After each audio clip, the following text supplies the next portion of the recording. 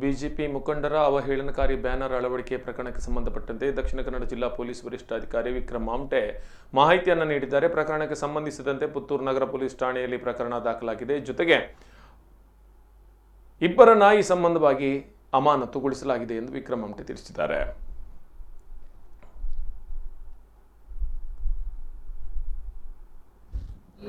ಪ್ರಕರಣಕ್ಕೆ ಸಂಬಂಧಪಟ್ಟಾಗೆ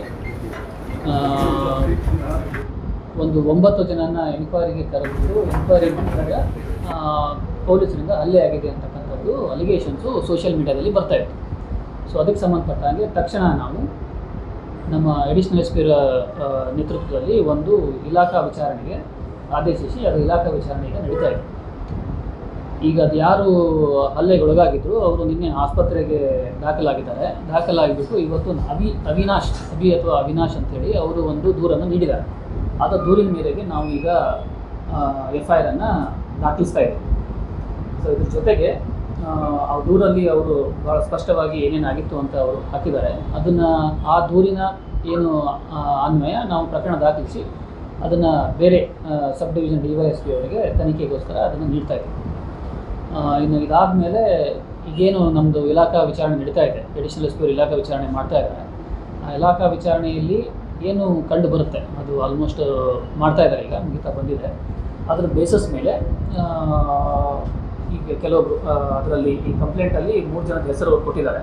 DYSP ಪುತ್ತೂರು ಅವ್ರದ್ದು, ಆಮೇಲೆ ನಮ್ಮ ಪುತ್ತೂರು ರೂರಲ್ ಸಬ್ ಇನ್ಸ್ಪೆಕ್ಟರ್ದು ಮತ್ತು ಇನ್ನೊಬ್ಬರು ಪುತ್ತೂರು ರೂರಲ್ ಸ್ಟಾಫ್ ಹೆಸರು ಕೊಟ್ಟಿದ್ದಾರೆ.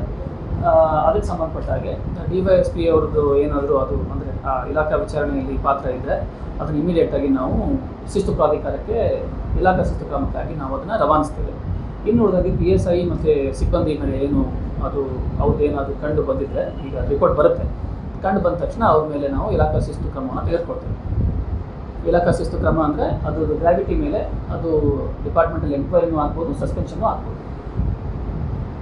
15ನೇ ತಾರೀಕು ದಿನ ನಮ್ಮ ಪುತ್ತೂರು ಟೌನ್ ಪೊಲೀಸ್ ಠಾಣೆ ವ್ಯಾಪ್ತಿಯಲ್ಲಿ ಒಂದು ಪ್ರಕರಣ ದಾಖಲಾಗಿದೆ.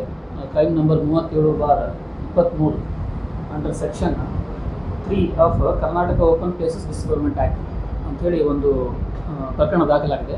ಈ ಪ್ರಕರಣಕ್ಕೆ ಸಂಬಂಧಪಟ್ಟಾಗೆ